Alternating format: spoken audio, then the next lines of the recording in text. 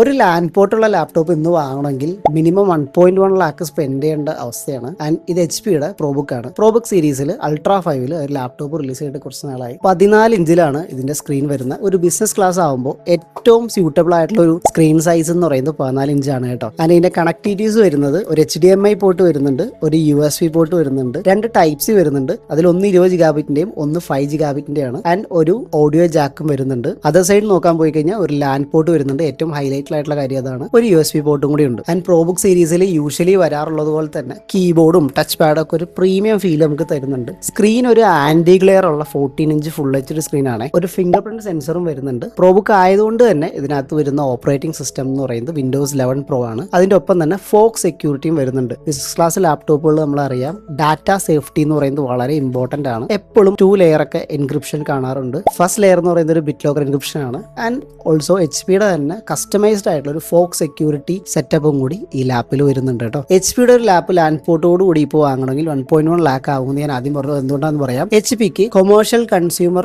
എന്ന സെഗ്മെന്റുകൾ, അതായത് 2 സെഗ്മെന്റുകളായിട്ട് ലാപ്ടോപ്പ് ഇറക്കിയിരുന്നു. ഹോം യൂസിനും ബിസിനസ് ക്ലാസ് യൂസിനും ആയിട്ടുള്ള എൻട്രി ലെവൽ ലാപ്ടോപ്പുകളായിരുന്നു. ഇതിൽ കൊമേഴ്ഷ്യൽ ലാപ്ടോപ്പിൽ ചെറിയ ബിസിനസ് ക്ലാസ് ആയിട്ട് നമുക്ക് ഉപയോഗിക്കാൻ പറ്റുമായിരുന്നു. കാരണം ഇത് ലാൻഡ് പോർട്ടും കണക്ടിവിറ്റീസും എല്ലാം ഒരു ബിസിനസ് എഡിഷൻ ആയിട്ടാണ് അവർ കൊണ്ടുവന്നിരുന്നത്. കൺസ്യൂമർ ഒരു ഹോം യൂസിനും വേണ്ടായിരുന്നു. ഓൾമോസ്റ്റ് അത് എടുത്ത് കളഞ്ഞ പോലെയാണ്. കൊമേഴ്ഷ്യൽ ലാപ്ടോപ്പുകളിലൊക്കെ മിക്കവാറും തന്നെ ലാൻഡ് പോർട്ടുകളൊന്നും വരാറില്ല. കൊമേഴ്ഷ്യൽ എന്ന് പേര് മാത്രമേ ഉള്ളൂ. ഒരു കൺസ്യൂമർ ലാപ്പിൽ നിന്ന് വ്യത്യസ്തമായിട്ട് അതിലൊന്നുമില്ല. അപ്പോൾ നമുക്ക് ഒരു ബിസിനസ് ക്ലാസ്സിലേക്ക് ഒരു ലാപ്പ് റെഫർ ചെയ്യണമെങ്കിൽ 1.1 ലാക്ക് കൊടുത്ത് തന്നെ ഇതുപോലുള്ള പ്രോ സീരീസോ അല്ലെങ്കിൽ ലാറ്റിറ്റ്യൂഡോ പോലുള്ള ഡെല്ലിന്റെ മോഡലുകളോ ഒക്കെ എടുക്കേണ്ടതായിട്ട് വരും. തിങ്ക് പാഡോ അങ്ങനെ എന്തെങ്കിലും ചിന്തിക്കേണ്ടതായിട്ടും വരും. ആൻഡ് ഇതിന്റെ പോസിറ്റീവ് സൈഡിലേക്ക് വരാം. വളരെ വെയിറ്റ്ലെസ് ആയിട്ടാണ് ഈ ലാപ്പ് വരുന്നത്. ഒത്തിരി കനമൊന്നുമില്ല. നമുക്ക് ഈസിലി ഹാൻഡിൽ ചെയ്യാൻ പറ്റുന്ന വെയിറ്റ് മാത്രമേ ഉള്ളൂ. ആൻഡ് ഒരു നല്ല സ്ക്രീനാണ് കേട്ടോ. ഒരു സ്റ്റാൻഡേർഡ് ആയിട്ടുള്ള സ്ക്രീനാണ്. കളർഫുൾ സ്ക്രീനൊന്നും അല്ല, നമ്മുടെ വിഷ്വൽ ക്വാളിറ്റി അങ്ങനെ പറയത്തക്ക രീതിയിലുള്ള സ്ക്രീനൊന്നും അല്ല. പക്ഷേ സ്റ്റാൻഡേർഡ് ആയിട്ട് നമുക്കൊരു ദീർഘസമയം യൂസ് ചെയ്യാൻ പറ്റും. ഒരു ഓഫീസ് യൂസിലൊക്കെ ഒരു എക്സൽ പോലുള്ള കാര്യങ്ങൾ ചെയ്യുമ്പോഴോ അല്ലെങ്കിൽ ഡാറ്റ എൻട്രി പോലുള്ള കാര്യങ്ങൾ, ഡാറ്റ റീഡ് ചെയ്യാനൊക്കെ ഒത്തിരി നേരം കണ്ണിന് സ്ട്രെസ് ഇല്ലാത്ത രീതിയിൽ നമുക്ക് നോക്കിയിരിക്കാൻ പറ്റും. ആൻഡ് Ultra 5 ആണ്. പെർഫോമൻസിന്റെ കാര്യം പറയണ്ട, ഒബ്വിയസ്ലി നല്ല പെർഫോമൻസ് ഉണ്ട്. ഒരു U കാറ്റഗറി പ്രൊസറാണ് കേട്ടോ. അതായത് ഒത്തിരി ബാറ്ററി ഒന്നും യൂസ് ചെയ്യാത്ത അത്യാവശ്യം നല്ല രീതിയിൽ ബാക്കപ്പ് കിട്ടുന്ന രീതിയിലുള്ള ഒരു പ്രൊസറാണ്. ഒരു